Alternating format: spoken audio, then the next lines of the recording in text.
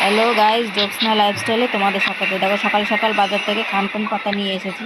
এ দেখো ছোটো ছোটো করে কেটে ধুয়ে নিচ্ছি ভালো করে, কেন বর্ষার পাতা তো একটু ভালো করে ধুয়ে নিতে হবে।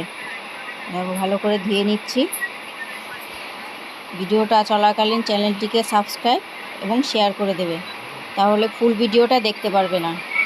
পরের ভিডিও দেখার জন্য চ্যানেলটি সাবস্ক্রাইব এবং শেয়ার করে দেবে, আর ভিডিওটা ভালো লাগলে একটা কমেন্ট করবে। দেখো আমি সিদ্ধ বসিয়ে দিয়েছি, সেদ্ধ হয়ে যাচ্ছে।